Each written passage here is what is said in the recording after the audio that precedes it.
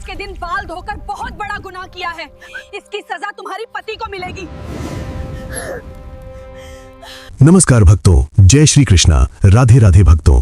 चाहे मर जाना, लेकिन शादीशुदा स्त्रियां इस दिन बाल कभी न धोएं, नहीं तो पछताओगी। साथ ही हम जानेंगे कि शादीशुदा स्त्रियां बिना बाल धोए भी कैसे व्रत कर सकती हैं या किसी भी पूजा या शुभ कार्य में कैसे शामिल हो सकती हैं। इसी के साथ हम जानेंगे स्त्रियों की कुछ ऐसी गलतियों के बारे में जिनसे घर में बर्बादी तक आ जाती है। तो पूरी जानकारी के लिए अंत तक ध्यान से सुनते रहिए। और भक्तों, सच्ची श्रद्धा से कमेंट बॉक्स में जय मां लक्ष्मी, हर हर महादेव जरूर लिखें। भक्तों, हमारे हिंदू धर्म के शास्त्रों में अनेकों परंपराओं और रीति रिवाजों का विशेष महत्व बताया गया है।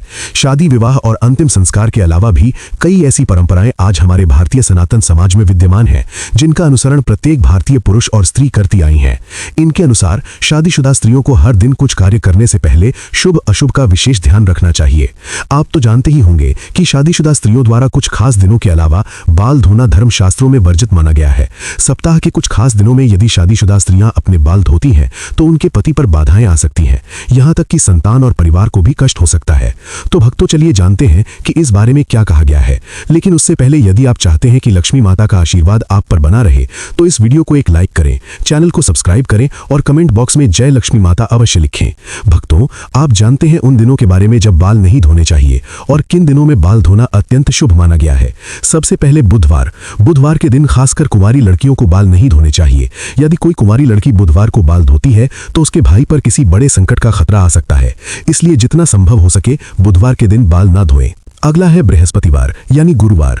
यदि कोई शादीशुदा महिला गुरुवार को अपने बाल धोती है तो उसके पति की आयु में कमी बताई गई है। इस दिन शादीशुदा स्त्रियों को भूलकर भी बाल या नाखून काटने का कार्य नहीं करना चाहिए।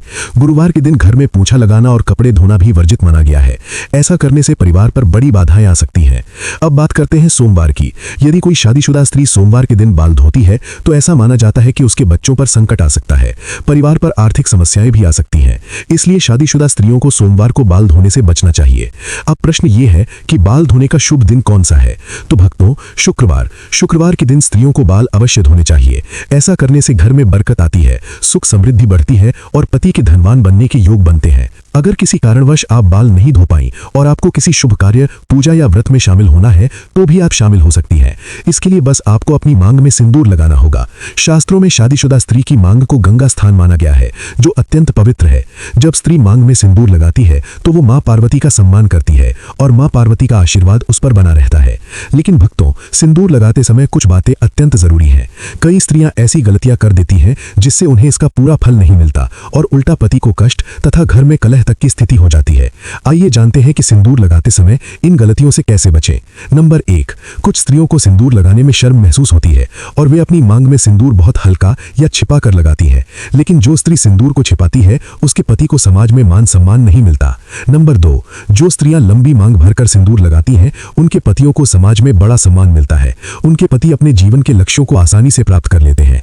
सिंदूर लगाने का सही तरीका यह है कि जब स्त्री सिंदूर लगाए तो पहले सिंदूर की डिब्बी को माथे से छुए, इसके बाद ही सिंदूर मांग में लगाएं।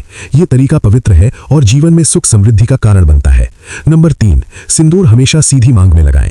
टेढ़ी मांग निकालकर सिंदूर लगाना शास्त्रों के अनुसार सही नहीं माना जाता। ऐसा करने से पति को परेशानियां आ सकती हैं। एक और बात, बिना स्नान किए कभी भी सिंदूर ना लगाएं और किसी अन्य महिला से सिंदूर लगवाने से भी बचें। जब भी सिंदूर लगाएं, मां पार्वती का ध्यान अवश्य करें। नवविवाहित स्त्रियां अपने विवाह में मिले सिंदूर को संभाल कर रखें और जब कोई विशेष पूजा हो तो वही सिंदूर अवश्य लगाएं। यह अत्यंत शुभ माना जाता है। भक्तों, अब जानते हैं वे गलतियां जो घर में दरिद्रता और बाधाएं लाती हैं। नंबर 1, यदि स्त्री स्वयं घर में झाड़ू पोछा करती है तो ये कार्य सूर्योदय से पहले करना चाहिए। सूर्योदय के बाद सफाई करने से दरिद्रता बढ़ती है। नंबर 2, सफाई के बाद स्नान करना अत्यंत आवश्यक है। बिना स्नान किए रहने से नकारात्मक ऊर्जा बढ़ती है। प्रसाद चढ़ाने से पहले कुछ भी न खाएं, वरना लक्ष्मी माता रुष्ट हो सकती हैं।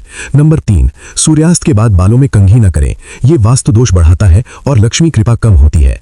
नंबर 4, रसोई घर अत्यंत पवित्र स्थान है, इसमें तभी प्रवेश करें जब स्नान कर चुकी हो। नंबर 5, स्त्रियों को झाड़ू को कभी भी पैर से नहीं छूना चाहिए।